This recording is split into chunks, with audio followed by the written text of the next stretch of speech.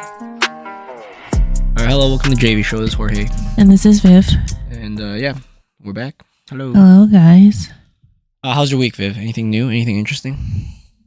What did I do this week? So, I had a physio appointment today to check out my knee because I kind of fucked up my knee in the last little you went to bit. physio? Yeah, because I wanted to see what was wrong with it. And at first, I was kind of worried that I hurt my PCL because the pain was behind my knee. Mm-hmm.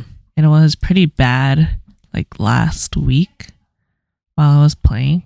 But when I went to physio today, she said I just made my meniscus inflamed, which to me is better than your PCL. Because I feel like if it was my PCL or ACL, then I would be at risk of like tearing it or doing something like that. Right. But it's my meniscus, which I've hurt before, like really badly in the past. So I know exactly how to rehab it and everything. Oh, so then you just told her like, fuck you. Well, she told me everything she told me to do was exactly what I did before, like over a decade ago when I hurt my meniscus. So I was like, oh, I know exactly what to do now. So you told her like, yeah, I'll probably never see you again.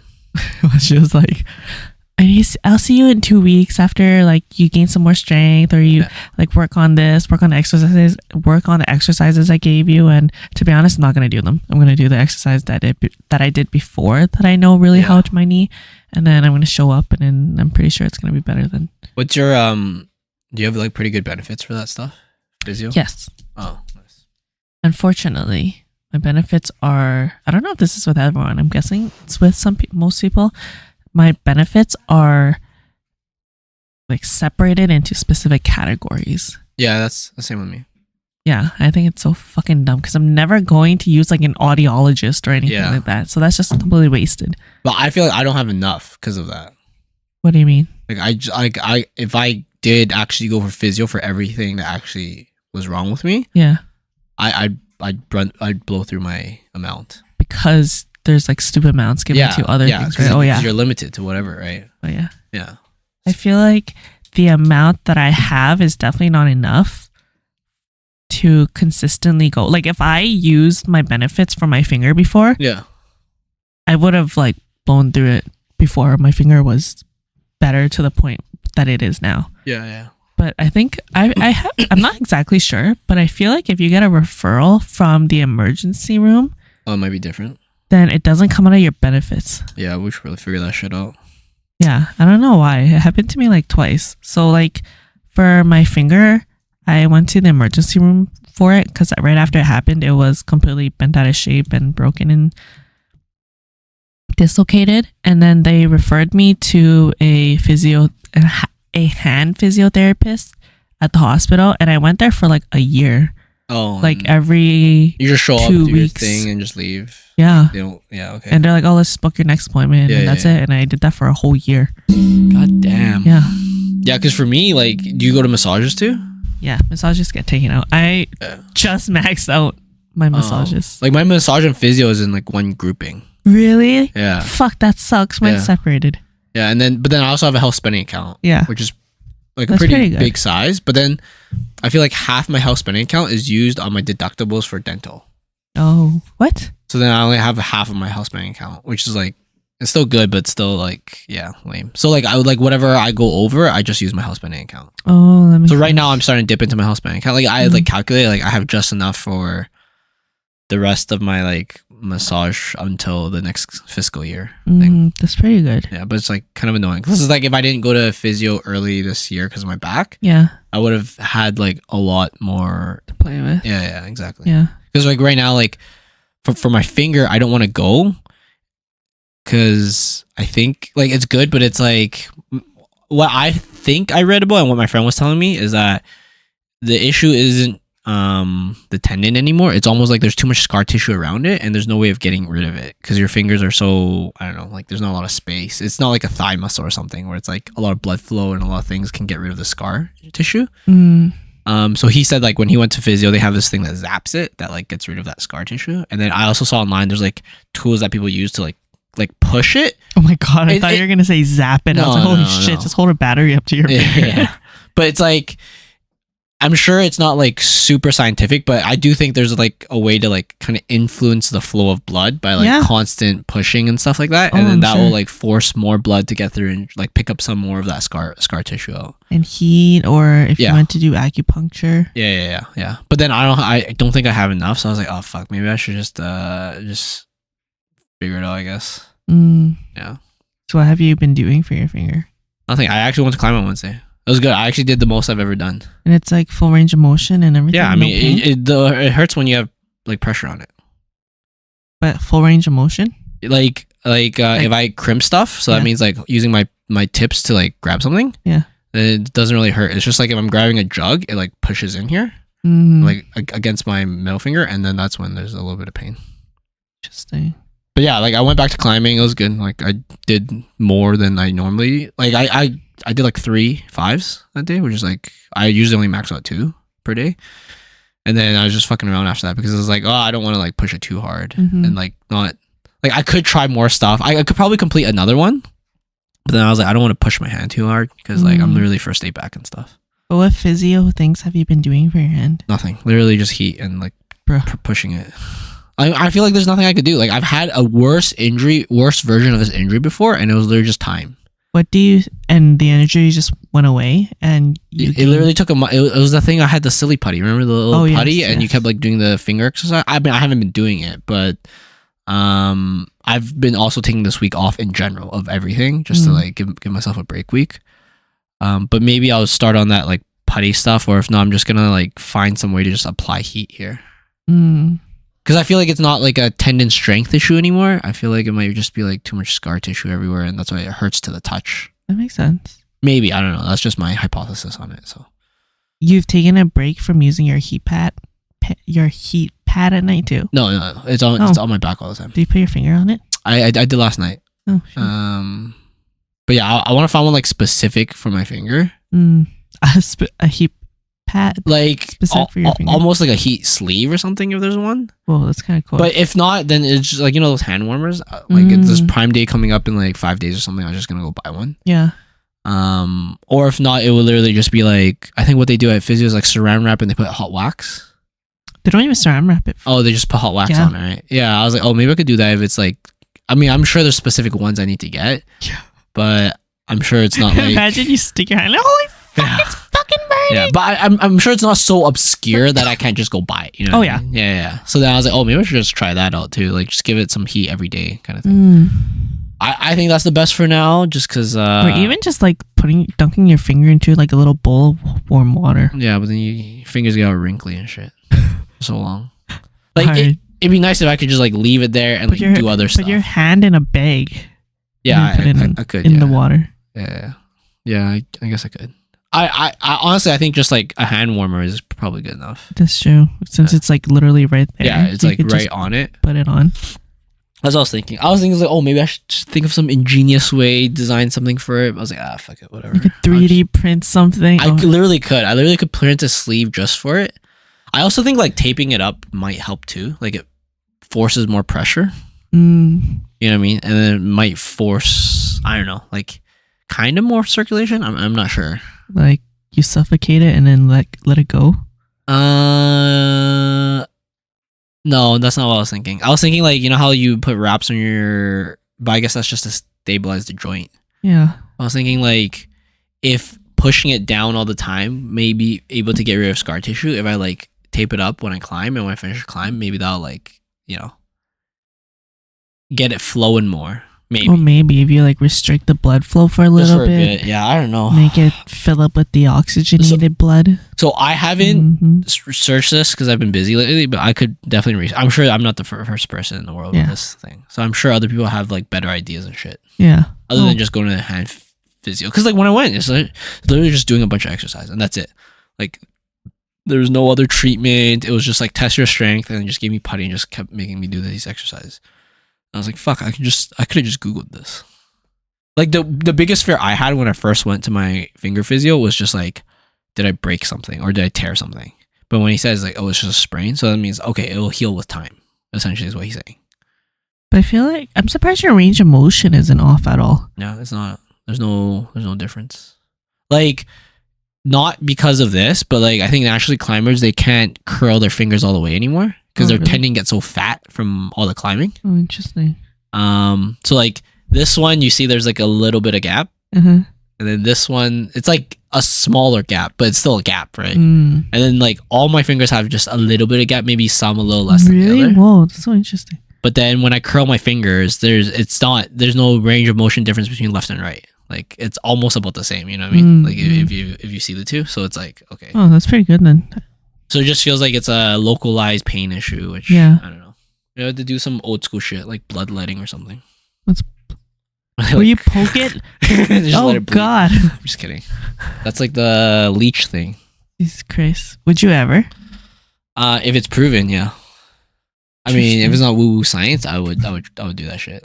What's the most woo-woo science solution you would ever try? Like leeches, I have some woo woo science things that aren't backed up. tapeworms. Like I have a theory on I have heard people's theory on Egg in a cloth? on vegetables, and I'm kind of convinced. What is it? The theory is that plants don't actually want you to eat them, so the vegetable is them. What, they're harvesting you? No. So plants would naturally have a chemical go into the leaf, so it tastes bad when something's trying to eat it. Okay. Because it naturally doesn't want things to eat the plant, but it wants things to eat the fruit, the seed, Makes sense. right? So then that's why apples, oranges, things like that are always really sweet because they want animals to eat it, right? So that means like cucumber is also a fruit because it has the seeds in it, right? Yeah. So like those are fruits, even though the people claim them vegetables. Like cucumber, tomato, things like that are fruits, and those are the ones that nature, I'm just putting this in quotation, wants you to eat, right? And the stuff that nature, again in quotation, doesn't want you to eat, they will put toxins in it to prevent things from eating it. Interesting. So the theory is like first, sometimes vegetable tastes bad, sometimes it tastes good. That's more of a preference thing, but naturally it has more toxins in it, so we shouldn't be eating it. Is the theory. But we should be eating the fruits, which is what they want you to eat, which is like, you know, the avocado and all that other shit, right? So I was like, oh, that's actually a pretty good, cool theory, and it kind of aligns pretty well with what I think of. I don't really care to eat vegetables as much. So it kind of just works for me. Oh, you're suddenly a tree hugger? No, I mean, it's not the I care. agree with you guys. It's not the care of the plant. I support you guys. Yeah.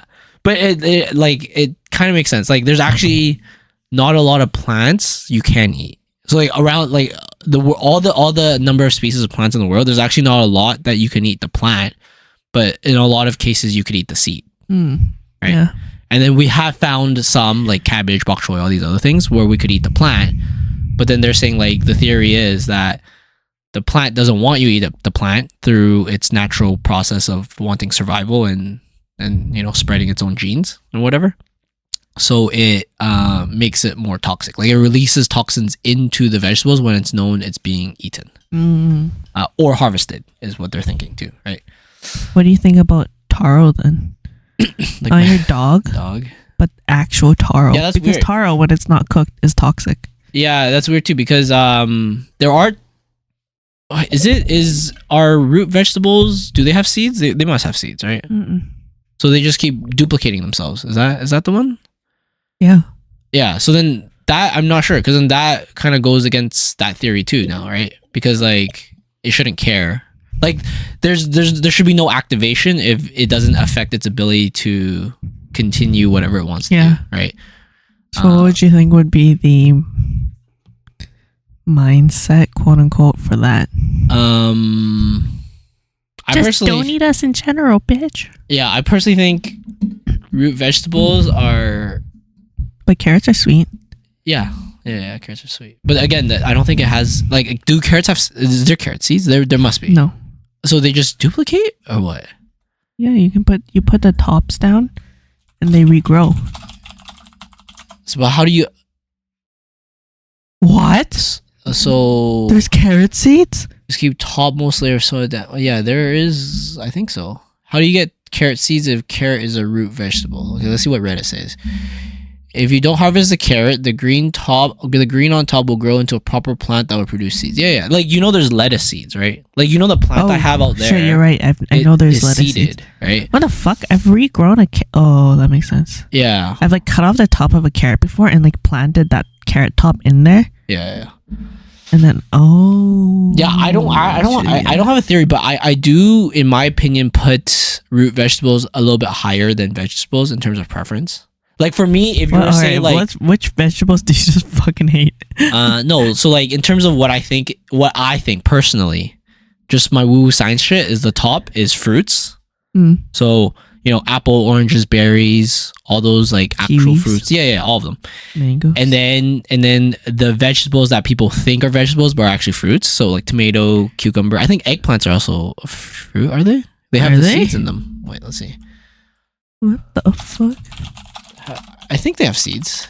Do eggplants have? Yeah, it's this stuff in the eggplant. Yeah. So eggplant's technically a fruit because it has the seeds in it. Like a lettuce, it doesn't have seeds, right? It's literally just the body of the vegetable or the plant, right? What the fuck? So like fuqua is considered a fruit? Yeah, probably.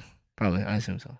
Just anything with seeds in them, I think, are considered fruit, right? Like, is that the? Okay. I guess it is a melon. That's true. What distinguishes fruits from vegetables? Fruits come from the flowering part of a plant and contain seeds. In contrast, vegetables are the edible parts of the plant, such as the leaves, stems, roots, and bulbs. Yeah. Interesting. So if I were to say, all right, what's your theory on like vegetables and fruits and shit? I would put like the fruits at the top, and then I'll put like root vegetables, and then just like plain vegetables, like normal leafy vegetables. Yeah, they're good on like fiber and all this other stuff, but I just feel like, I don't know. There's not as much value as other stuff. Like the root vegetables actually provide it's more nutrient dense. So like a pound of carrot will give you more nutrients and calories, like macronutrients, than a pound of lettuce. Oh yeah. Yeah. So then that's why that's how I like kind of order my, like, if I were to be super healthy, how would I do it? And that's how I would order it kind of. I personally would actually order it as fruit. Yeah. And then leafy veggies. Yeah. And then root veggies. Yeah, okay. And then quote unquote veggies that people think are fruit. At the very bottom. Yeah. Oh, I see. So like tomato for you is like trash. Oh, I fucking love tomatoes. But I was thinking overall, like the whole category. On like health wise or like flavor wise, you're thinking. Everything. Like I just have more things that I like in fruit than I have generally a lot more that I like in actual like leafy veggies. Oh. And then next would be like root veggies. Yeah. And then would probably be the veggies that are actually fruit. I mean, I don't want anyone to like mistake me. I don't dislike any vegetable. Like if you cooked me a plate of vegetable and put it in front of me, I'd eat it. No matter what veggie it is? Yeah, but the thing I don't like is like the combination of like cost and preparation for my meal prep. It just like, it costs way more than like if I bought a bag of carrots, that'll last me 2 weeks worth of meal prep. Like if I cut it up and put it in my meal prep. Just 2 weeks? That's a lot. If you bought me a bag of cabbage, that'll last me like 2 days. Oh, true. Because it cooks down to nothing, right? True. So then that like, I fucking love cabbage. It's not a flavor thing I hate. It's not a taste thing. It's literally just the sustenance of it. Yeah, the sustenance of it and like how much value it provides compared to like how much it actually costs, right? It's like when I think about a head of lettuce, it's literally like I take a packet of micronutrients, pour in a water bottle, and sell you that, and that's the same amount of nutrients you get from that lettuce, even though it costs the same as like a X amount of carrots, which is so much more, right? It's so much more carbs. It's so much more everything. I'm not completely against carbs. I don't know exactly what it is, but don't you get something from leafy greens that you don't get from any other veggies? Not, there are micronutrients there, but with my multivitamin, I feel pretty safe. And then I guess, guys, don't get me wrong. It's not like I don't eat any vegetables. Like every day, my meal prep thing, there might be carrots in there that day. There might be like cabbage. It's pretty much whatever my mom has in the fridge that she like bought and didn't end up using, and I just use that. Right, but I'm not like. Do you think your mom ever buys extra veggies because she's like, Alvin's gonna eat it? Yeah, 100%, and you're 100%. Like, my mom doesn't need this. Yeah, 100%. She does that. But so it's whatever she buys, whatever left over. So if like she has bell pepper left over, which again is a fruit technically, has seeds inside, right? Then I would just chop it up, throw it into my meal prep thing. It's almost like a thing that carries the flavor of the meat for me. Oh. Right. So then I'm not like fucking anti-vegetable or anything. I just think like it's not the right part to pick at if you want certain gains. Interesting. Right. Like you should be more careful on like your protein consumption, your fat consumption, just because the vegetable is not going to give you that much. Interesting. Right. I guess if you're like really cutting and it's really rough, then yeah, go eat some raw fucking vegetables. But then you also have to think about the science to it too, right? It's like the only reason why raw vegetables will help you is because it's like 0 calorie, because it takes more or just enough calories for it to burn than it provides you, right? Mm-hmm. So then it's like you're eating for the sake of eating, not eating for that much nutrients anymore. Yeah. Right. Because yeah, you're just filling your body because you don't By have volume. Yeah. And I don't blame people, but like if you don't, some people just don't have the mental fortitude to just starve, right? You know what I mean? Yeah. Because like if I took a multivitamin pill or something similar, that would be the same as that person just eating a whole carrot, because we're getting the same micronutrients and we're not really gaining any macronutrients. Like I'm getting 0 macronutrients, but for him to burn that, my carrot's almost the same as him eating that carrot. He gets volume. And then what do you think about eating whole foods versus... Oh, I mean, it's always whole foods first, right? What about when it comes to micronutrients? What do you mean? Oh, I don't... Like the whole reason I did my whole research on like vitamins and shit was so I could be confident what I can take to get all my nutrients I need in a day, so without you can having eat less veggies, without having to eat any specific vegetable or fruit. You know what I mean? Like the whole plan was that if today I was being a piece of shit, what's the minimum number of nutrients I need to get my essential, right? Essential means the minimum amount you need that you cannot produce yourself. So I have a vitamin regimen that will get me to my minimum. So like if that day for some reason I was being an asshole to myself and I just ate pancakes and bacon, I took my micronutrients, at least on the essential vitamin portion, I would still get the amount I need per day. Right. Makes sense. It may not be like getting the minimum required amount may not be optimal. Right, because again, it's a minimum value, right? So like someone like you, for example, could for some reason use up way more of this specific vitamin than other people, right? Who the fuck knows? But the whole reason I did that whole research is to know like I could live this lifestyle and not have to worry about exactly what needs to go into my meals, right? Because I'm taking at least these other micronutrients that I will get for sure. Yeah. So then that's why I'm never worried about like, oh, I need to eat a spinach today or some shit like that, right? That'll never happen. Like I eat eggs every day, but the day I didn't eat eggs, well, good thing I ate my choline, so I don't have to fucking eat 4 large eggs just to get the same amount, right? You know what I mean? So that's how I kind of set it up for myself. But then also like I said, I don't think that's the part to pick at if you have issues with your diet and shit. But for some people, they may like concern, like they might be more concerned about that, which is fair. I get what you mean. Yeah. Like for me, the concern would be like, take out the bad shit and then take out the bad shit first and then up your protein by way more, because I think people need more than they think. Yeah. Like they say a gram per how much pounds you weigh. So but I feel like that's even up to 1.2 grams. I feel like that should be like your minimum hit per day. So like if you go higher, even better is what I think. So I feel up like to what max though, do you think? The thing is, if you're counting your calorie, I don't think it kind of matters, because whatever you go over, it just turns into carb. It's just waste of money. That's the only difference. Right. So it's really just like, you can't afford it, you can't afford it. I mean, like if you can't afford to go on diet, you can't afford to go on diet. Like that, like there's nothing that you can really help with that. But I think I mean this sounds mean, but like if you live a normal life, let's say quote unquote normal in North America, I believe in most places you should be able to afford to eat healthy. It's just it's just a choice. It's less convenient, which is why people don't turn to it as easily. Yeah, exactly. And I feel like some people lack the mental skill set to cook, so they think that like healthy food tastes bad. Yeah. And then people also prime their diet to crave unhealthy foods and foods that require a lot more, or not require, that contain a lot more sugar and fat and salt and all that stuff. So when they eat something more clean, they think it tastes bad. But I think that you just need to train your diet. Dude, okay. It'll taste so good. This might sound bad, but just fucking use MSG. Like it's just salt. It's salt. Like you'll retain some water weight. But if you drink a lot of water. If you're super heavy and you want to lose weight, I can tell you the water weight's not the issue right now. You know what I mean? Like if you have a health issue with your weight, Yeah. I'm pretty confident the water's not the issue. Like you having too much water because of you having a bit too much MSG and shit isn't the main concern. The main concern should be like the other shit. That's true. Yeah, so then I don't know. That's what I say. Like, just fucking use MSG if you really can't I handle don't even it. think MSG is like. I think it's amazing. Yeah, I think it's good. It tastes good. I don't. The thought behind why MSG is really bad for you is just like a fable or a myth that people believed. It's literally racism. Yeah, it's literally racism. Yeah, it's literally racism. Yeah.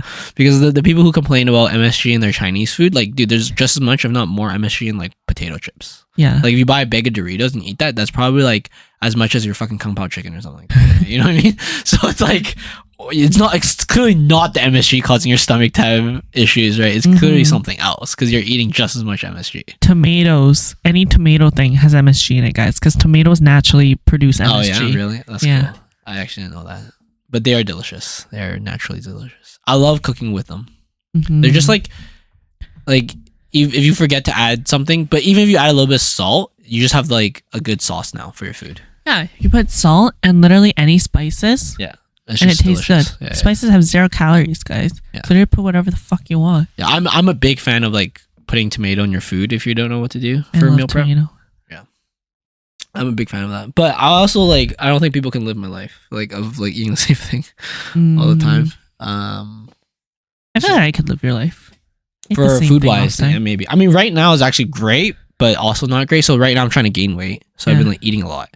But it's not as structured as I would like. So pretty much the only difference I've been doing now is that I eat an extra apple for my lunch, and then an extra orange for dinner, and then whenever. That's all you need, really. Yeah, and then whenever my sister might bring some snacks over or some shit, and then I'll be like, okay, I could eat one because like I actually have to put some effort into gaining the weight. Yeah. But then coming up in the next couple of weeks, I have my meal prep. So I usually prep my meat. So I have added extra 50 grams of meat. So that's gonna be like actually good stuff that I'm putting in. Yeah. But right now it's literally just an extra apple, extra orange every day. It's literally an apple every single day. I've been shitting so much now because like back then when I was doing my diet, I literally shit every other day. Okay. Right? And then now it's like at least once a day. Isn't that normal? I mean, sometimes it's twice. And it's Aren't you supposed to poop every day? Like, it's a lot of poop. Oh.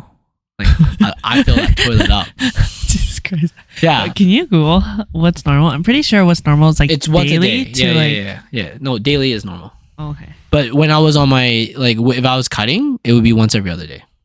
Yeah. Like, if I was cutting, like, my body would, like, want to keep every single calorie possible. That makes sense. And I'd be pooping once every other day. If I'm cutting hard, it's like I poop once every other day, and it's like very tiny amounts of poop.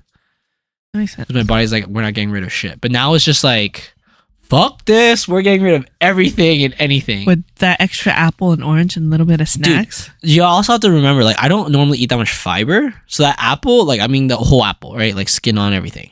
Why don't you take Metamucil? Don't you think fiber would really help you too? Not really. I mean, I don't think so. But I mean, I'm eating an apple now, so there's a fuck ton of fiber in that. Really? More than like other sources? Dude, when I eat like brown rice now, it just runs right through me. Jesus Christ. And then I'm more inclined to eat like carbs now just because I want to gain a little bit of weight, right? Because like I could do it just with protein, but I also found out it's so hard to do it with like certain number limits. So like I kind of thought about it. If say like 30 to 50 gram of protein per meal is like your upper echelon, because anything above that you don't actually use that protein, and I need to eat say like what happens to that protein? So it just turns to glucose. Like you just turn it into energy. Fuck. Yeah. So because that's not what you want. You want protein to like heal and repair and shit. Yeah. So if that's the case, and I have to eat like upwards of 160 grams of protein a day, that means I need four meals of 40 grams of protein. And the meals are spaced around 3 hours apart. That means I have to eat with it like 12 hours of a day.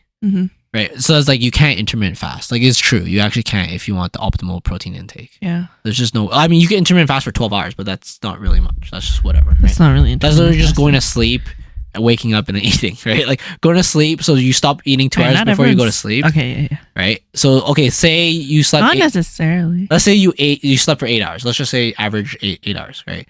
That means you sleep 2 hours before, or you stop eating 2 hours before you sleep. So that's 2 hours plus the 8 hours of sleep. That's 10 hours. And then you eat 2 hours after you wake up. So that's 12 hours already. So it's literally just like go to sleep and then wake up and then essentially eat soon after. I think 2 hours after waking up and eating is pretty soon after waking up. I think so. Yeah. So then it's literally not even intermittent fasting. It's literally just like living a normal ass life. Yeah, a very stable life. Yeah. I like specifically make sure that I don't drink coffee until 2 hours after I wake up. Yeah. And then I typically just follow that with food too. Yeah. Yeah, I know. So I find that I feel better if I don't eat right when I wake up. Yeah, I've never liked it, but it's weird because every time I go on vacation with people, they all fucking eat breakfast. I know. So I just sit around, I was like, fuck, I guess I'll eat with you guys, but then like I don't really want to eat right now, but I guess I'll just eat with you guys kind of thing.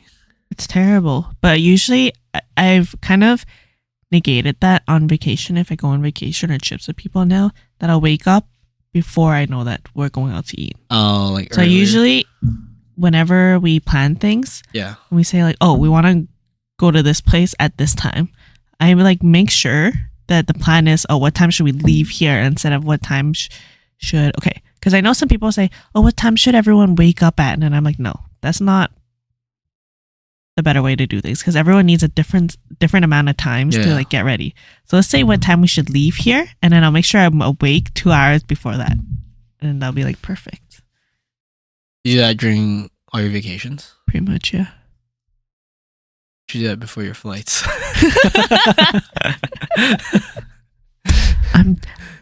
When I sleep in my own bed, it's a different story. When I sleep in any other place, my sleep is so light. Oh yeah, that's true. That's true. There's a natural thing to that too.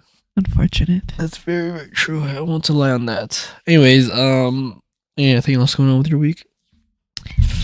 Let me see. Okay, I don't think anything happened this week for me. Just climbing. I'm glad I got back to climbing, so that's good. I've just been busy this week. A little bit with work. Yeah, today we had a tour of one of the train facilities and stuff. Ooh.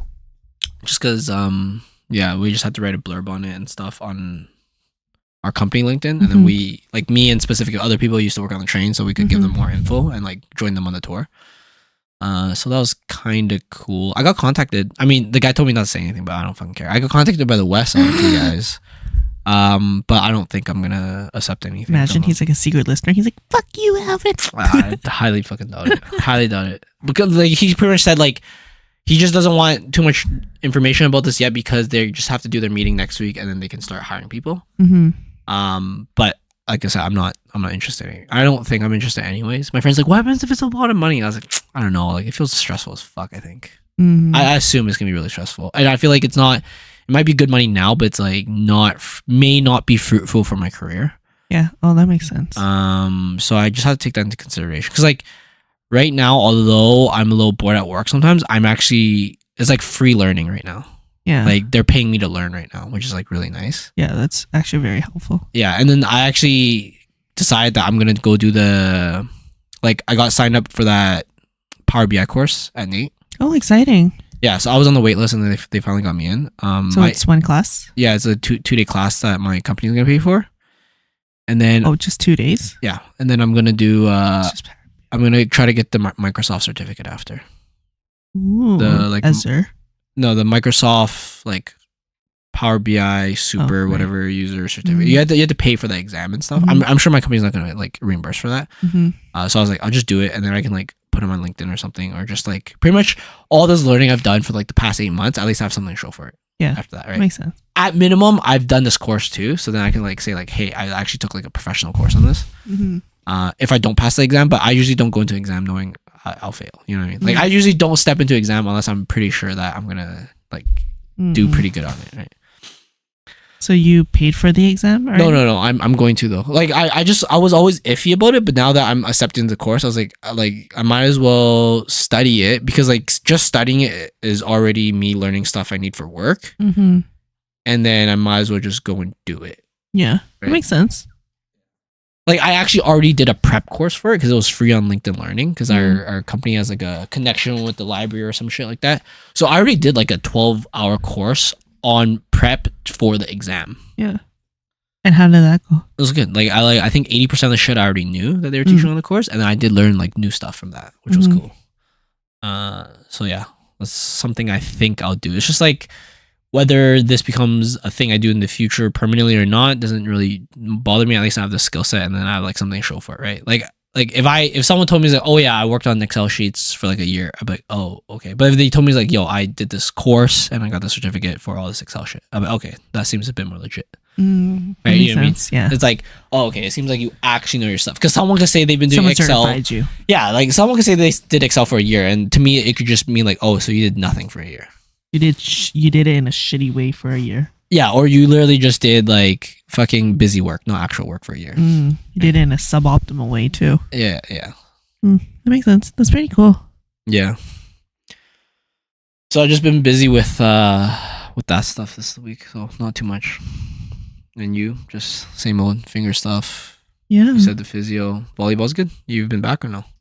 Yeah, I went back with taping my knee, and I also wore a brace, and it didn't hurt at all, which I thought was great.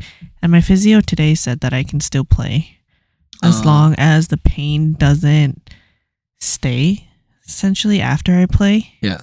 Then that just means that I just need to continue with it and continue strengthening my tendons and the muscles around it, and then I should be fine eventually. I see. Yeah, I don't know. Like for me, I think I'm just fortunate that I figured out what works for me, and then now I just don't have the leg pains anymore. Like I remember back then, it was annoying as fuck. Like back when I got it, it was just so annoying. It's like you want to play, but it hurts, and then playing will like probably make it worse. Yeah, like very highly likely. But then I'm pretty happy in my current position in terms of that, because like I just don't. I mean, knock on wood, I just don't have pain now. Like it's just I only play once a week, but I still like work out and I still run and I do all the other shit, and there's just no pain now. Do you do any like plyometrics or no, but physio stuff? Kinda. So just I do to maintain it. Yeah. I do like cross-legged lunges. So okay, imagine kettlebell on one hand, and then you cross your leg under and behind your other leg, and then you do a lunge. Apparently that's really good for your like curtsy lunges. Kinda, yeah. And then I do banded lunges too. So that's your adductor and abductor. And then I always do the tib raises. And I'm always doing glute bridges. It's both for my back and my leg. And then every time I lift, I would squat. So that helps, I think. That's not bad. Yeah, and I don't squat that heavy anymore.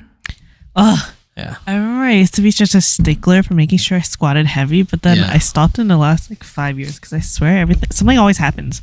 Yeah. Maybe it's an excuse of mine, but I just don't think that squatting heavy is really necessary, and I could supplement that with other shit. Yeah, that workout and that muscle group with other stuff that just feels better. Yeah, I think the running might help, for me at least. Like the theory for me is just any way to get more blood helps.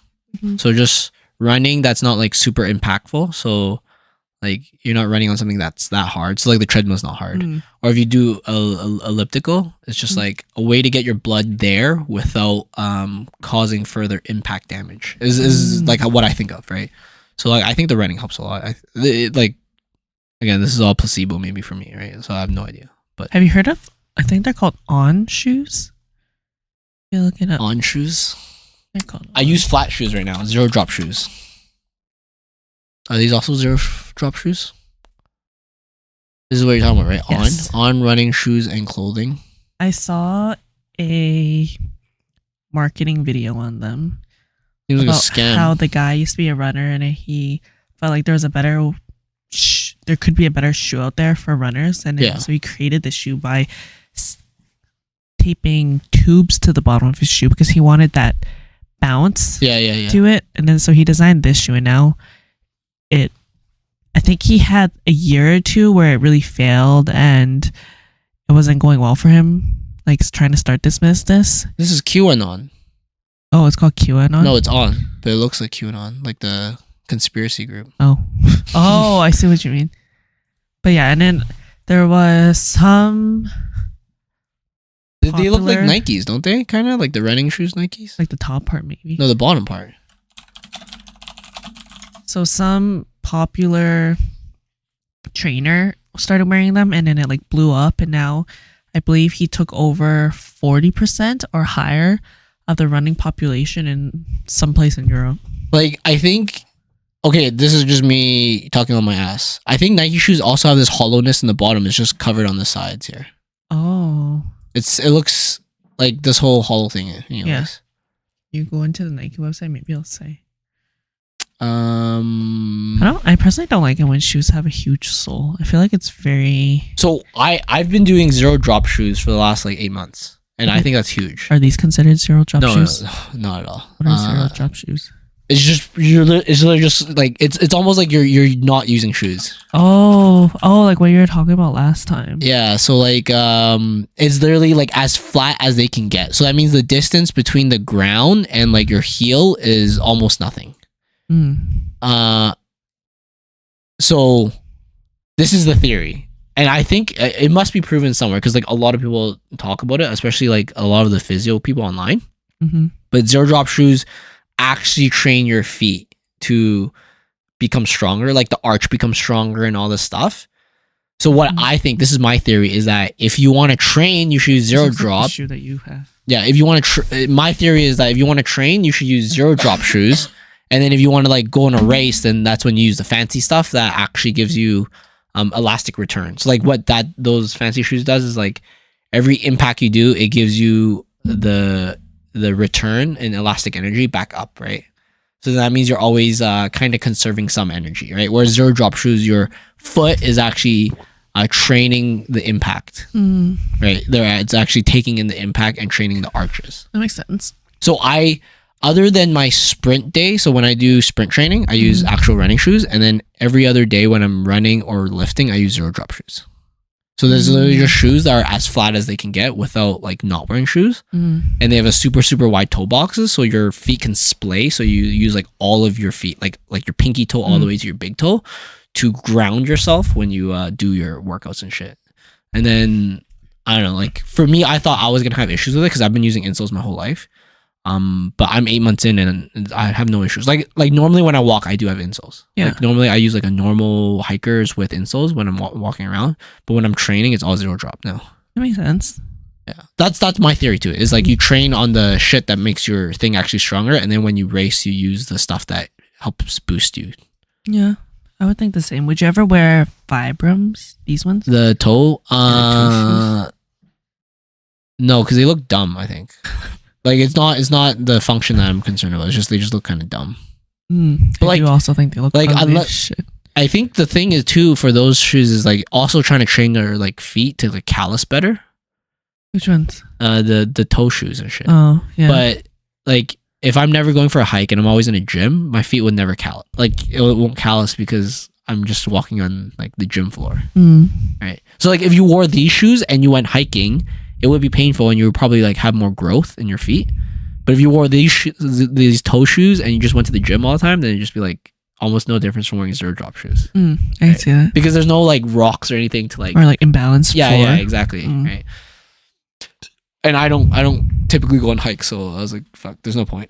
But yeah, apparently, yeah.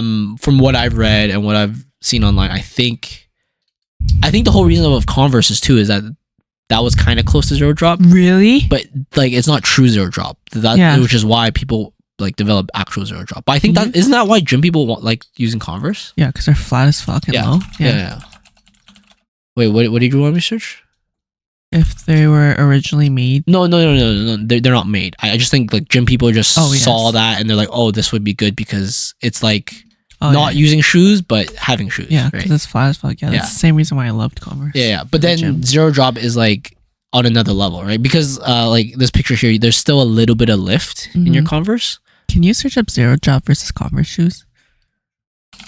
I'm sure I'll just say that Converse is a little bit higher, but I do want to see our Chuck's zero drop. It's not uniformly flat. Yeah, so the key thing about the zero drop thing in this other picture is you see how the heel is taller than the toe? Yeah. And that creates that slight angle. Yeah. But zero drop is flat all throughout and like just as low as it gets. Okay. And I think that's similar to Converse. I think Converse has that little bit of angle on the backside that gives it that little bit of lift. Really? But where's the angle? Is it not taller a little bit from the back compared to the front, or is it you think it's completely uniform? I would have thought that it would be completely uniform. Oh, maybe, yeah. You might be right on that. But like the reason why it's not zero drop is because it's not flat enough. Yeah, but I think there is some elevation to it and some soul to it too. I think. But there is a little bit of a soul, and it's not like truly flat. And it's also, I think the big thing to them, unless you get leans. The big thing to them is they're not wide toe box too. Oh yeah, because apparently like a lot of foot specialists and whatever they like that because it actually lets your feet grow properly. Like it lets it splay, and that splaying gives you extra foot dexterity that having small toe box shoes doesn't give you. So you're actually training something in your pinky toe. It's not useless. Right? That makes sense. That's why baby toes or not baby toes. Yeah. Baby shoes are really wide. Oh yeah. So they don't squeeze the baby. But it's weird. Like if I knew this together. Okay, one, if I knew this, and two, if my parents could afford it, I would have loved to have wide splayed out shoes. But I think back then, like having wide toe box shoes was super rare. Oh yeah. Yeah. Like you still see it around. Yeah. Nowadays it's a lot more common. Or it's just an option, right? Like the one I use, it's like $30 on Amazon. Like that's like it's already a zero drop shoes. It should be minimalist. Yeah. Because there should be nothing to it, right? Yeah. So considering it's $30, that's great. It's like, yeah. As a kid, I would have loved that if that was cool. But it looks goofy. Like you look like Goofy. So you're saying people who wear flip flops all the time have strong ass feet? Possibly, but I love wearing flip flops. Yeah, maybe. I mean, we know someone who does, and he broke his ankle. So. Oh, interesting. I'm not sure about that theory there.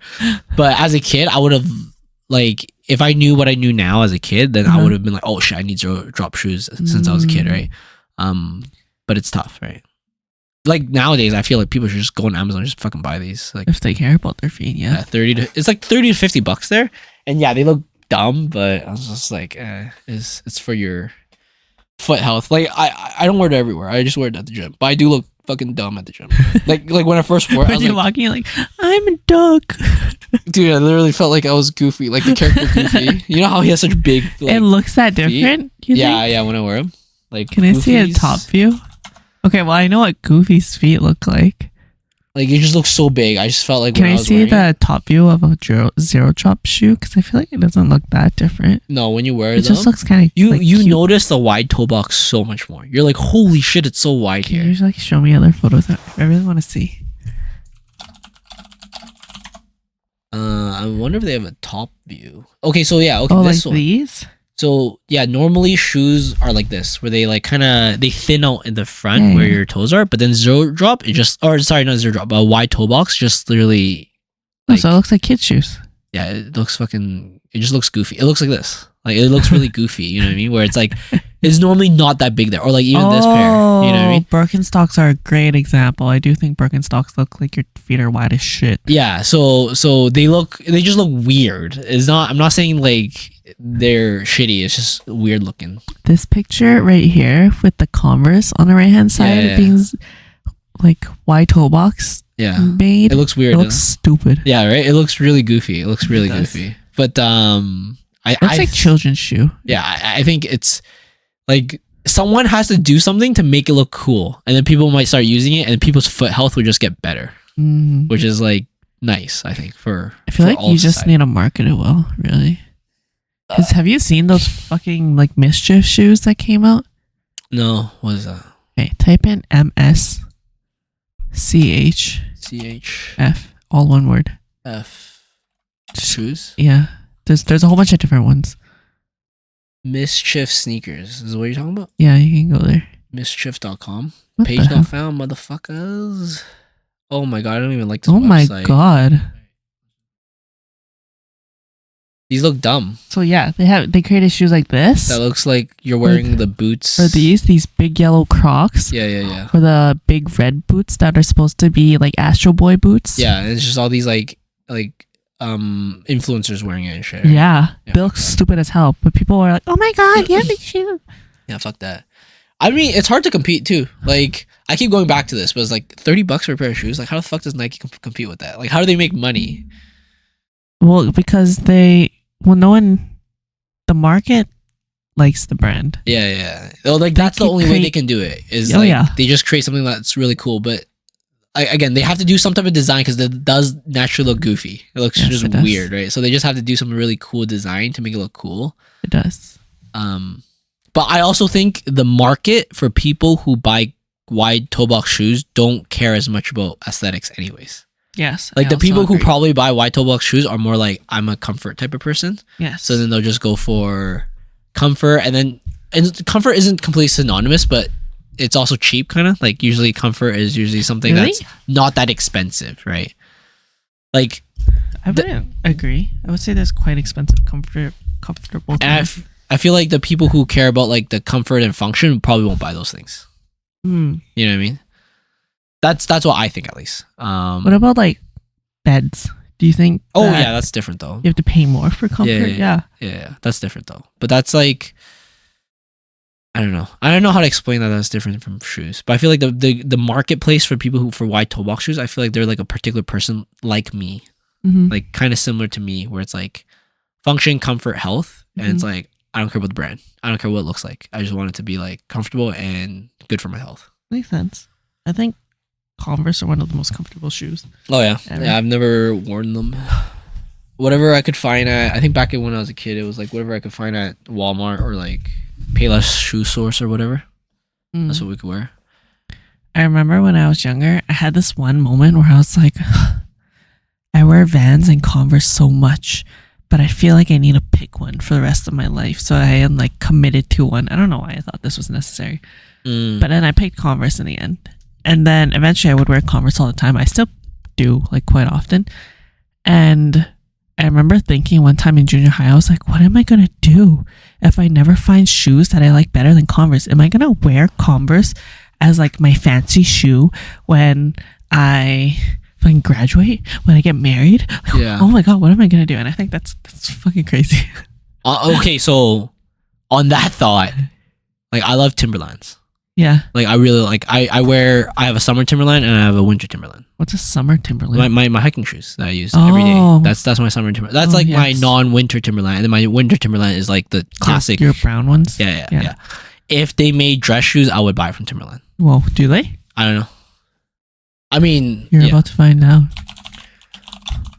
But it's just like, it's one of those things that where I haven't been wronged yet, as in like I haven't been punished by picking this decision. Yeah. So I was like, I'm gonna keep going with it. But there has been times where I've been wrong. So for example, I thought OnePlus was like one of the best brands back in the day, and I feel like they were. Yeah. And then I bought another OnePlus and it was so shitty. So I was like, okay, I'm never buying one. And then their prices like skyrocketed in 1 year, right? Yeah.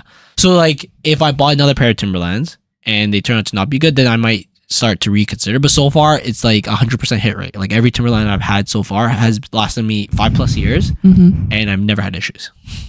Some of these actually seem like dress shoes. Yeah, I could probably use one of them. But I also have a pair of dress shoes that I've used for like ever. They're pretty much just like sneakers but look like dress shoes kind of thing. Oh, that's awesome. Yeah, so I was like, I've always used them. Yeah. So I'm never really considered otherwise, because if I needed any nicer dress shoes, I don't think these would work. Do you wear them every single time you go to work? No, I don't wear dress shoes at work. I wear my summer Timberlands because my office doesn't give a shit. I see. Same with mine. I guess the only other thing is like if I'm working on site, I need to wear my steel toes, and I just have whatever brand of steel toe. It's just whatever, right? Makes sense. So like I wasn't gonna specifically get Timberlands to like walk in mud. You know what I mean? Yeah. Yeah, I'm a fan of them. Like I'm not a big shoe guy, but I just think that their shit lasts forever, and I like that.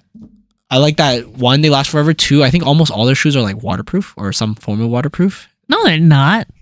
At least the ones I have has always been waterproof. Like, okay, water repellent? Oh yeah, okay. Sorry. Yeah. Like it's not like the whatever things that submerge in water. Yeah. But like for example, Bessies. In my hiking shoes, like I could get it pretty much almost submerged and I'll get water into my shoe. And you will? It won't go in. Like pretty much if it goes, if it goes over your ankle, then it's obviously going to go in, right? Yeah. But if it doesn't go like that high, if it's a little lower than that and anything below that, it won't get my socks wet or anything. Well, that's pretty neat. Yeah. But they're hiking shoes. I think that's what they're designed for, is to be like water repellent or waterproof-ish. I have some like thinner Timberland shoes, Timberland boots for winter. And the outside is kind of like a suede material. Those get fucking wet. You have to... When the snow melts... I spray them every year. Feels like shit. I spray them with that whatever leather thing every year. Yeah. And that keeps it out? Yeah, and I thought that just stops the salt stains. both. I don't know. It just don't really doesn't. get It just salt I just don't get water in there at all. It's just. I mean, again, if it passes my ankle, it is what it is. Right? Oh, maybe I'll spray mine this year.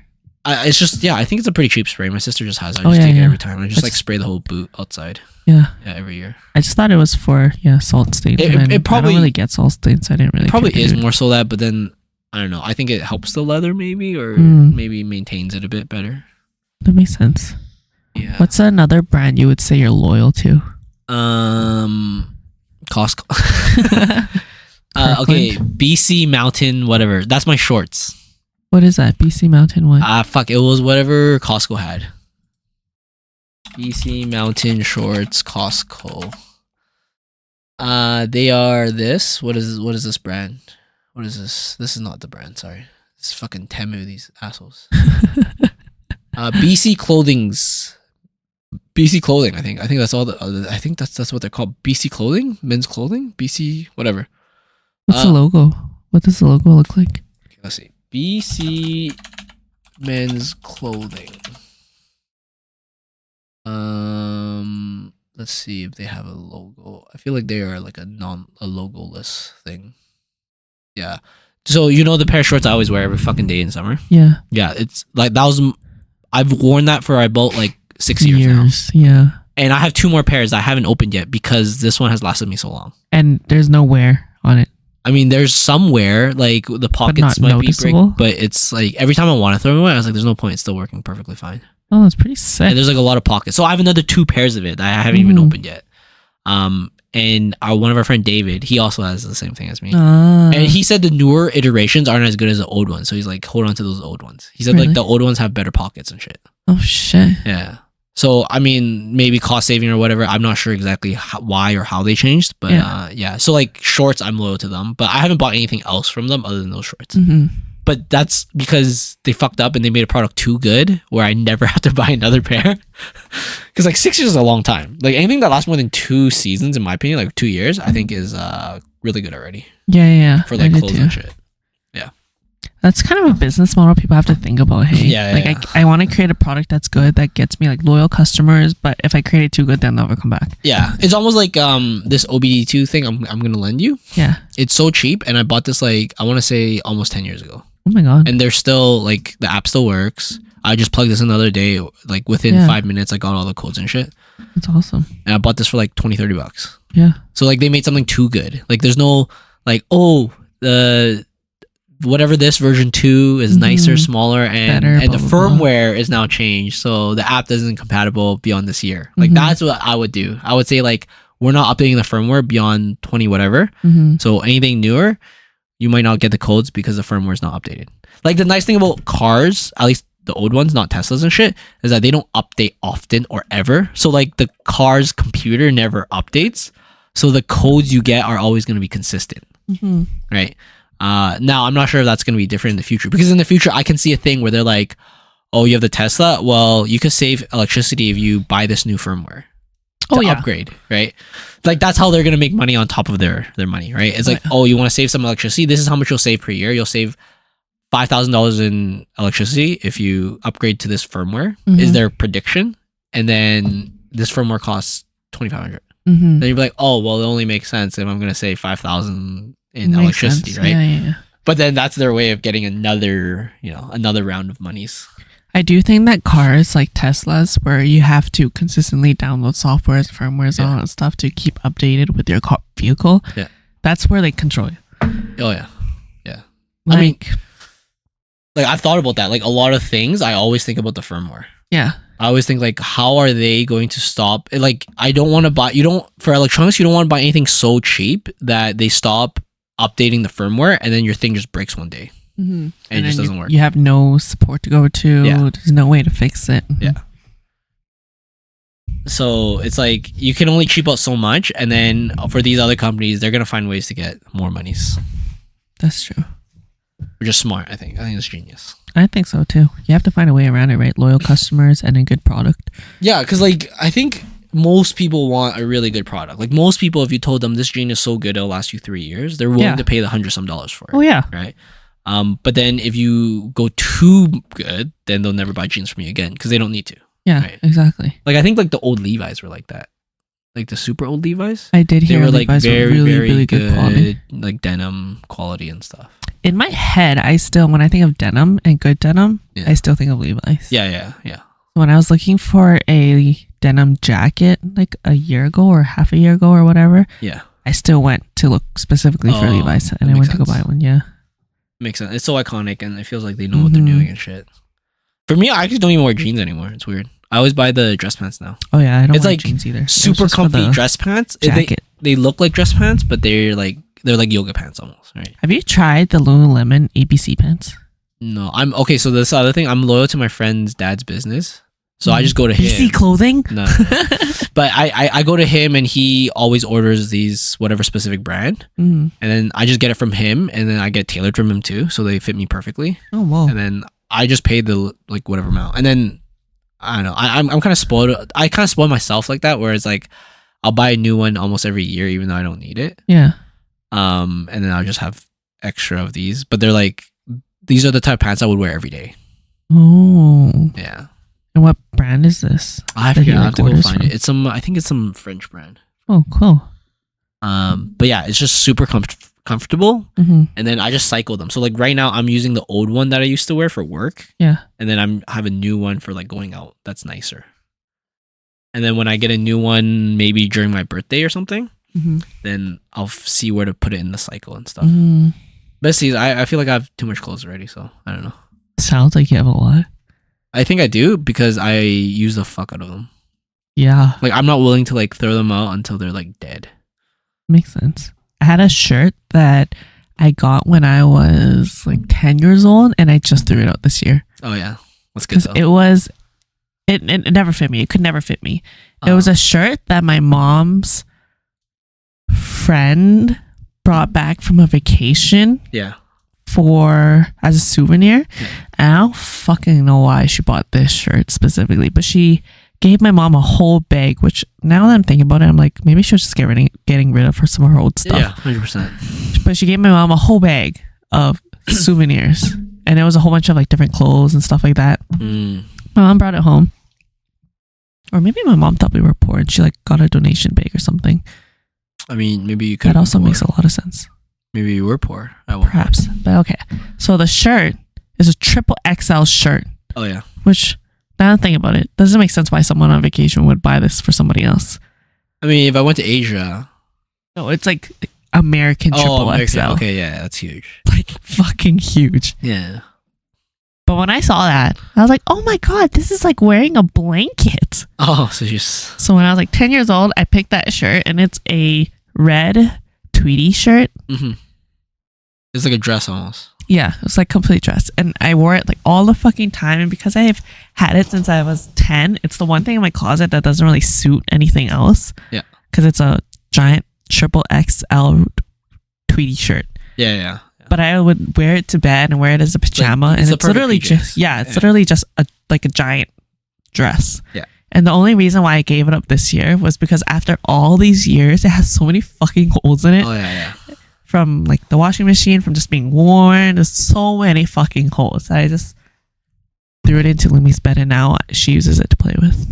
Yeah, I'm more okay with like back then I would just keep it until the holes were like very noticeable. Oh yeah, this is so noticeable. Like I could fit like my Lululemon fanny pack in Yeah. a hole and not even like the height of it through a hole and it wouldn't stretch it or anything. Yeah, back then I would like keep it until then and then I would throw it away, but now it's more like a couple holes and I'm like, okay, I'm bringing it on to my next vacation. It's time to let it go. Oh yeah. And then that's usually what I do. It's actually surprising because I actually almost don't have clothes to throw away anymore because I've thrown away all the shit ones now. Mm. And I it's pretty lean now, as in like all the stuff I have I would wear, but just like But now you have too many options. yeah, like when I leave the house I literally just grab the first thing I see, right? Yeah. So it's like whatever's there. Yeah.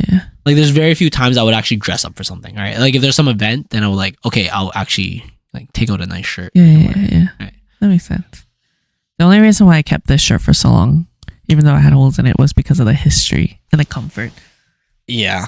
It became so freaking soft. I mean, I think clothes were just better back then. That's true. They just made it to like last a bit better, Yeah. like age a bit better than nowadays. And some clothes nowadays, they make it so that it's so freaking soft when you buy it, and it's like so thin, so light, so soft, and everything. But when you wash it, it like rips at the seams. Oh yeah, I've had that happen to me recently. A Or couple nicks shirts. so easily. Like I think one shirt. It's not me. I swear. It's just like the shirt's thinner. Like after a couple washes, and then it just rips easier. Yeah, I think so too. I've had a few shirts like that. I'm like, fuck. Yeah. I literally just got this. All right. Anyways, we're an hour in. We're gonna talk a little bit about QR code because I saw this really cool video on Veritasiums, whatever this fucking thing. Neato. But okay, do you know the origin of it? Kind of. Okay, so the origin. Oh my god, the guy sold it for like $50-something million. No, that was definitely not what I was gonna say. The guy that created the QR code. I don't think he even sold it. So he made like 50 He made QR code, and the reason why QR code got so popular is because he made it free. Everyone else was charging money for it. And then he sold the rights to use it. Oh, did he? To some company. He's a Japanese guy. Yeah, I think it was Snapchat afterwards because Snapchat wanted it, or some company. I have no idea, but for $50-something million, and I thought that was insane. But really, wait. Okay, anyways, that wasn't where I was gonna go at. What I was gonna go at is like the origin of it is actually goes all the way to the Morse code. So the Morse code was invented because some guy, I think he was leaving to do some art thing, and his wife was pregnant, and then he finally got a message saying his wife was birthing, but she was ill. Yeah. And then by the time he made it back, she died. Oh. So then he and someone else invented the Morse code because they wanted a way to communicate, right? A lot faster. Yeah. Via light. Yes. No, via electricity. Oh. Yeah. Because like it's the pulse, the pulsing on the signal, right? Mm. And then, so the pulsing would just mean like, X amount of pulses would turn into some type of signal that would mean like a number, right? Mm-hmm. And then, do you know that created actually the barcode? Mm, so when you go the pulses and the beeps and the long beeps, if you draw it downwards, that's what creates the barcode, which I thought was really. I actually never knew that. They're measuring the white spaces, not the black spaces. Maybe I have no idea. If it's a specific length, then they could do that. But pretty much the barcode has distinct features. So the two sides are longer on the ends to signify start and stop, and then the middle is longer because the barcode is actually mirrored in the middle. So like one on the left side of the barcode looks opposite mirror wise on the right side. And how people made money off the barcode was that they sold the barcode scanner, like the person who invented it, right? But then pretty much the left side signifies the manufacturer and the right side signifies the product. Yes. So all the manufacturers like signed up because they thought this was like a cool way of doing it. It was a lot better. But one thing I didn't know about barcode has error correction too. So the number on the very far outside, there's two numbers, one on each side. If any single digit in the barcode was corrupted, you could back calculate that number using the numbers on the outside. But if any two digits were corrupted, then you can't do it anymore. Pretty much, I thought this was really cool. The sequential of the numbers follow some type of polynomial pattern. So if you put it all together, it should add up to this last number, which is the correction number. Oh, like a tree. Yeah, and then if that number got removed, then using the correction number, you could back calculate one of the numbers using just a bunch of math, right? And then they just threw all this math into a barcode scanner, right? And then that's what people use for a long time. And then since then, I think this was like the 80s or 90s, everyone's been thinking, how do we get more information, right? Like how do we transfer more information than just a barcode, right? And then they found out to do that, they needed some type of 2D thing. Like barcode's almost like a 1D thing. So I think the first couple of people, what they did is they just stacked barcodes on top of each other. They just made like an extra thick barcode, right? So that means each X amount of thickness considered one line of the barcode. So if you scan like that whole thing, you get 4 lines of information. Yeah.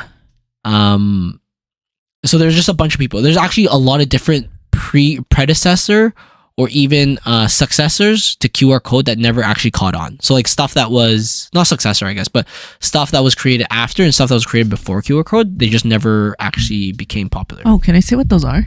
Yeah. I forgot versions of 2D code like QR. That's pretty cool, actually.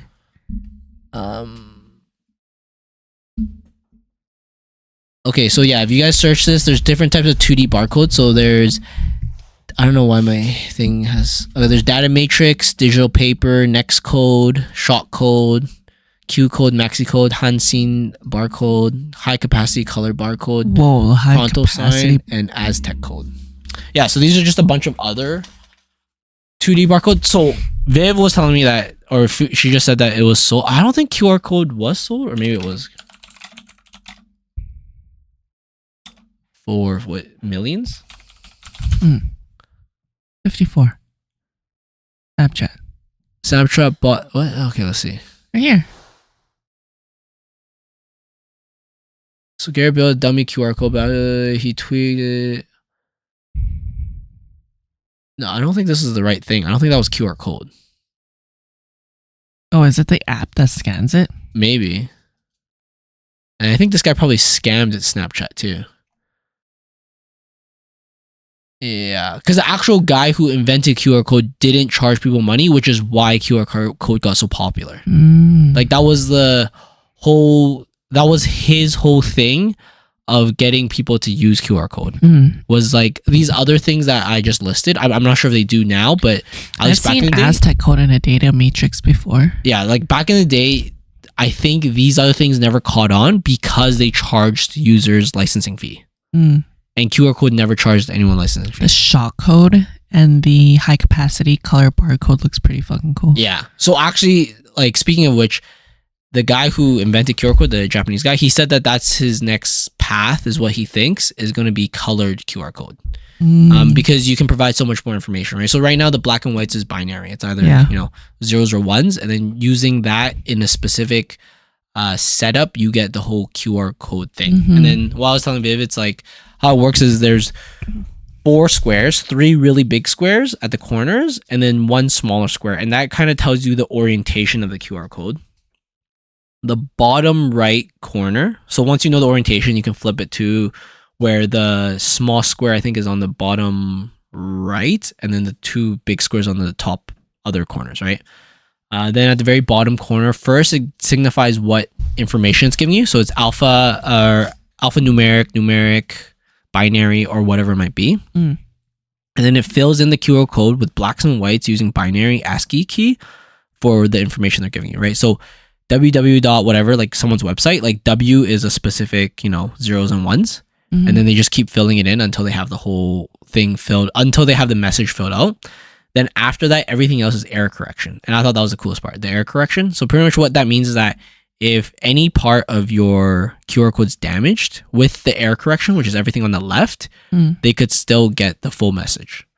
And it just depends. So like the small QR code, I think he was saying you get 14%. So if it's damaged up to 14%, you can still get the full message.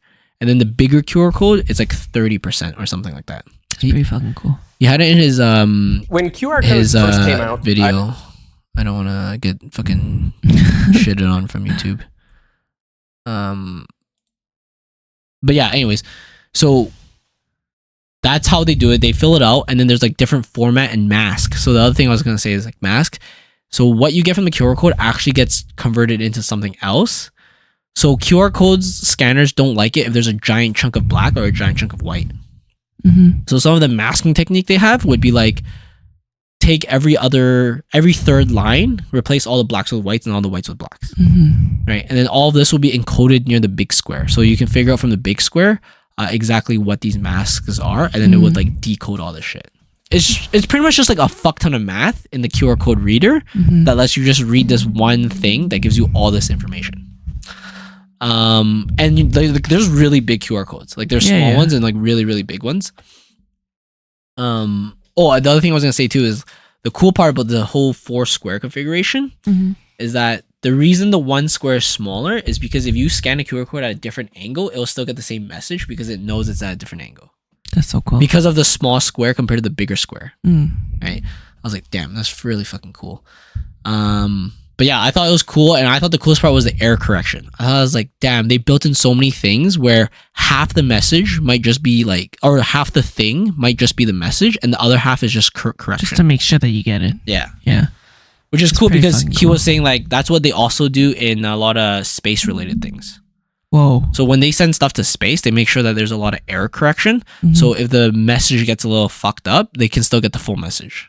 Interesting. And I was like, damn. Like when I started thinking about it, I was like, dude, this could literally be or this probably is an entire field of mathematics. Oh, probably. Like yeah. an entire crazy field of mathematics where it's like, who has the best error correction and all this shit? What's the best algorithm? Yeah. Unfortunately, I do think like with the advent of AI, there's going to be one best and it's just going to like take over. Like, Oh, yeah. like all these mathematicians would be useless at that point. Or they'll figure out the math and it just won't need human Yeah.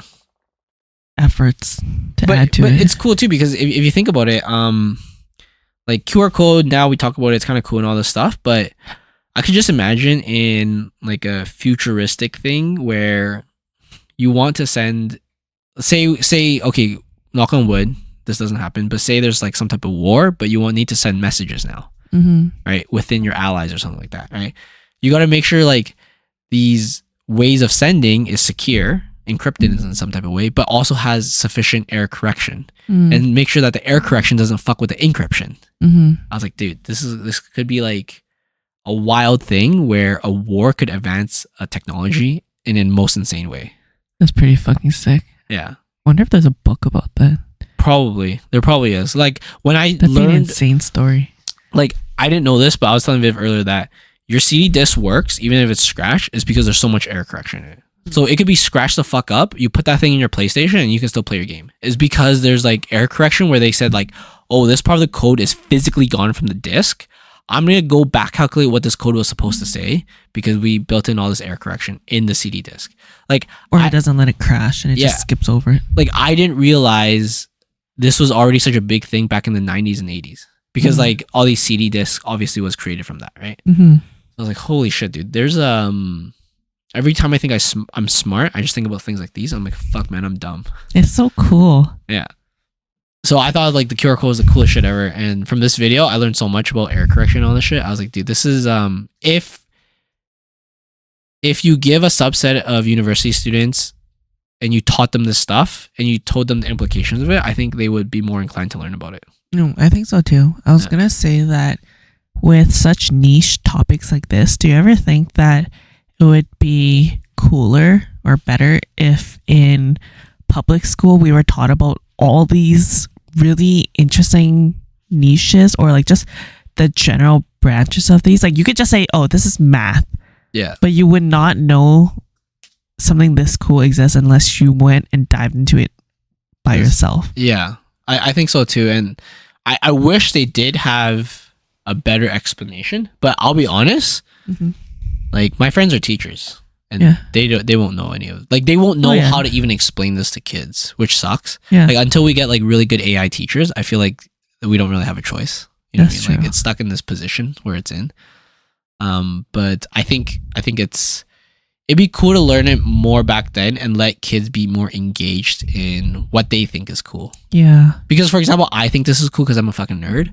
And probably some kids also think it's cool. And it should be something that's rewarded. Like, you know, get into it and learn about this stuff. I think the reward specifically is finding things that children and adults are innately interested in and passionate about. It could be about anything, but if you're passionate and really proactively curious about something, then you'll go further with that.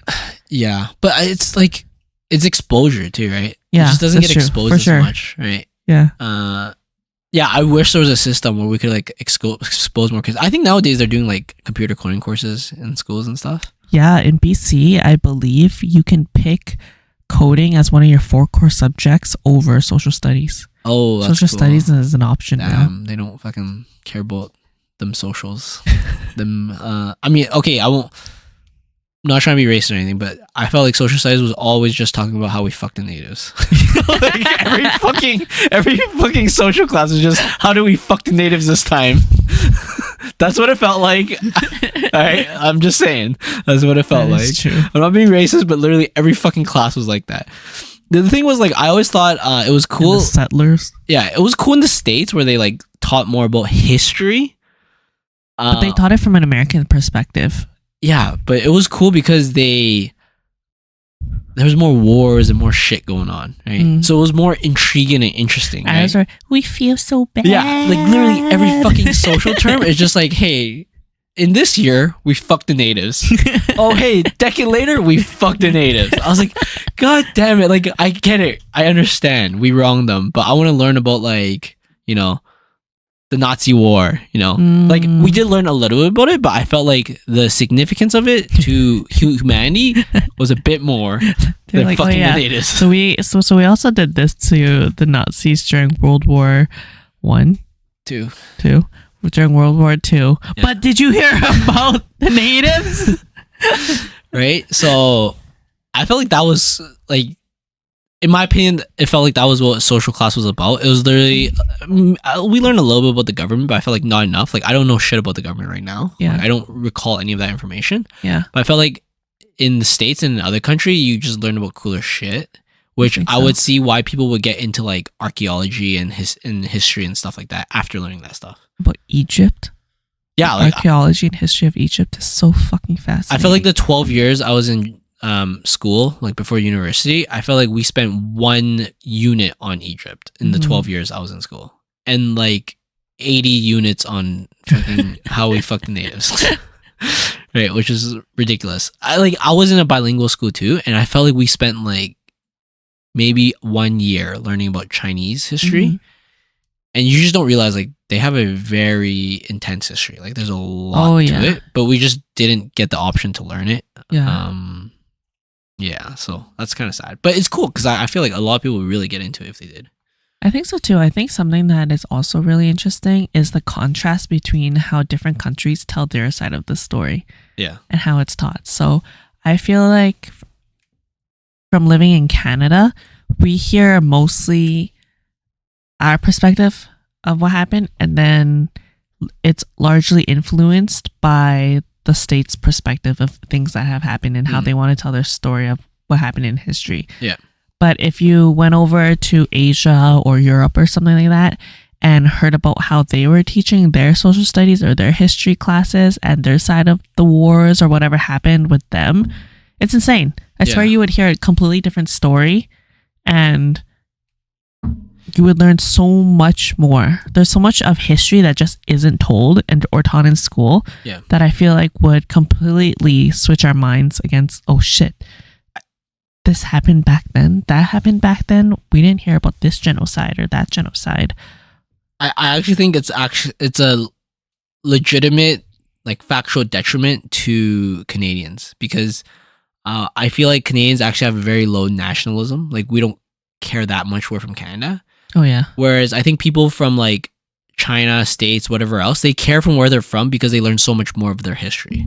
And their history is just so much more vibrant. You know what I mean? We say sorry so much. Yeah, we it's feel literally so just like bad. It's just it's weird too, because it's like, I didn't realize this when I went to Taiwan, is that they actually have natives there too. But it's weird. I guess quote unquote everyone has natives. Yeah, so then I'm just like, natives just means you're the first people on the land. Yeah, so then, like, at some point, like, don't get me wrong, I don't condone all the shit that that happened in the past, but at some point we just gotta say, hey, we're just Canadians, and then we just can, like, use that as moving forward. Instead of, like, keep going back and be like, oh, we're sorry for this, we're sorry for that, we discriminate for this, we discriminate for that. You should be like, no, we're all just humans, we all live here, and then let's try to move at some point we have to move past that, right? Like, at how many years living in a place do we not care about them being natives or not? Because, for example, in China, I assume there are natives there, but they're just, the people there are natives. They're just Chinese, right? But was there someone there before Chinese? I feel like the story is that each place does have their version of a native that it feels oppressed still. Really? So in China, it's I don't remember. Don't fucking say the Uyghurs. No. There's a name for them. I feel like they don't really have it. No, it's Like if I search Chinese natives right now, they're gonna show me Chinese people. Search it up. Search it up. I search Chinese natives right the fuck now. It's just gonna show Chinese people. I feel like every nation has. No, I don't think. I think at some point they just accepted that we are the natives. You know what I mean? Like we are here. No, I swear and we have been here. I don't care. Like it's like at some point, like how many thousands of years do you have to accept before you just say like we are the people of this land? You know what I mean? What about? Okay, yeah. Like at some point it just has to be like that, right? It's like the people in London. Like they don't say like, oh, there's the natives. No, like they were here for so long that they're just considered the natives. Or even though what I know from even London. though they weren't like possibly the original people there, they're now the natives there, right?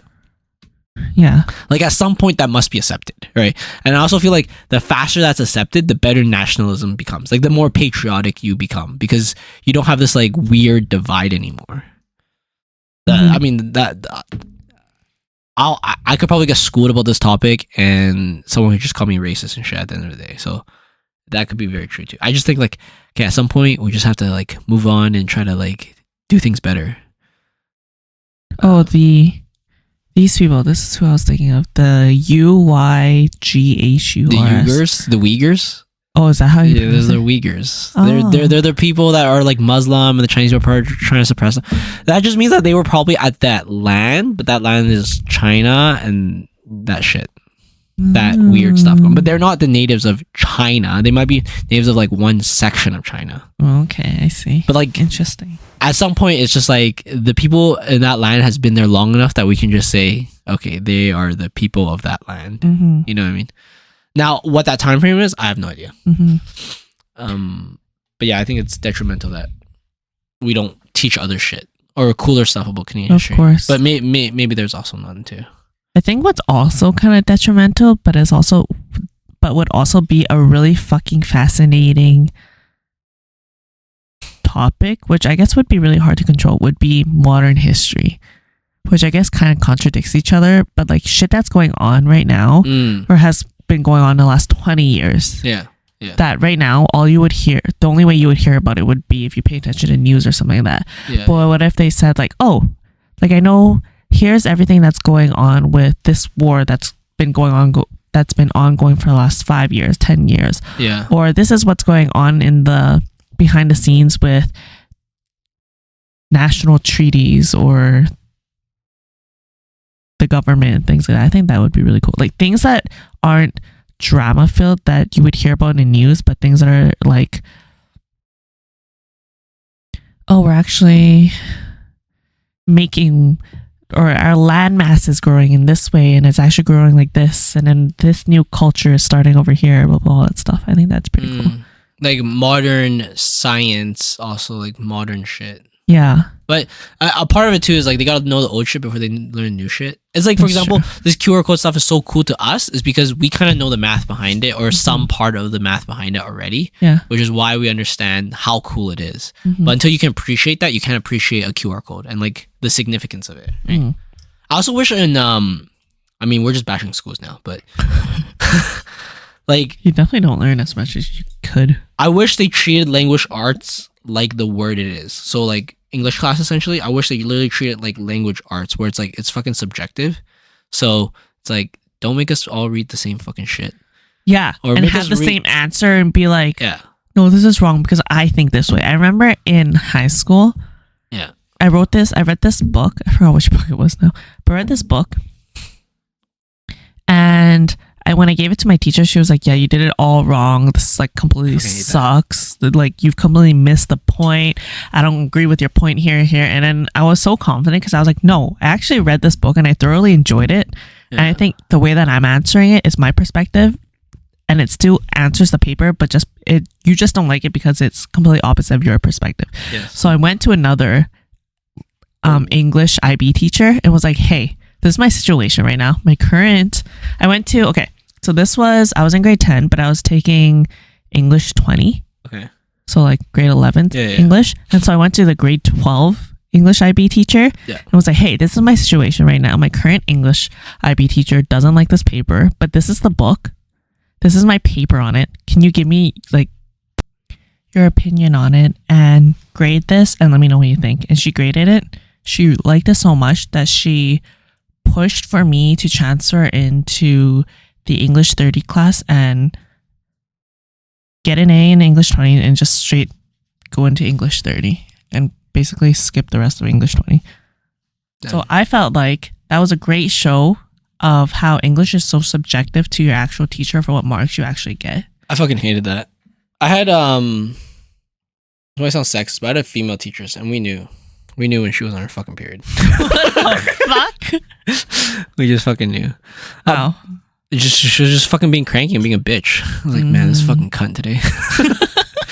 But yeah, no, I wish they treated like that, because I feel like grammar, sentence structure, like all that other shit should be English, and then language art should be like the Shakespeare and the other shit where it's like very feeling, subjectiveness, things like that. Like, I get it, you still need an opinion on all these things, but okay, let's make sure that these people can write proper sentences, technical reports. I think technical reports is a good thing to teach. It's like, be clear, be concise, be exactly to the point, right? And then a separate course literally called language arts, where you teach a little bit more about the other shit, where it's like, Shakespeare and all this other nice flowy stuff, whatever it might be.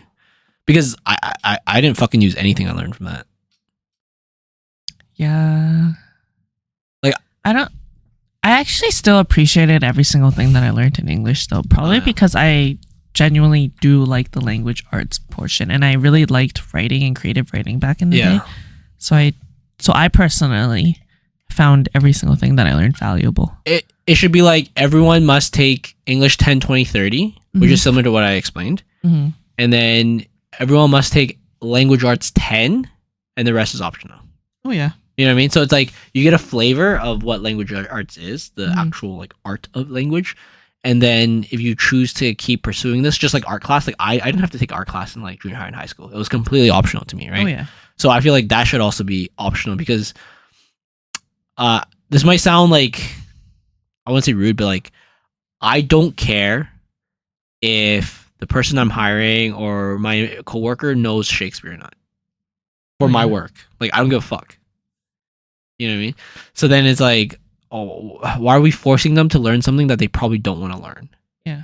I'm not saying they all don't want to learn this, but I'm pretty sure a lot of them don't want to learn this, which is like, it's fine. Like I feel like back then they're always like, oh, you have to read these books, or like these are classics and shit.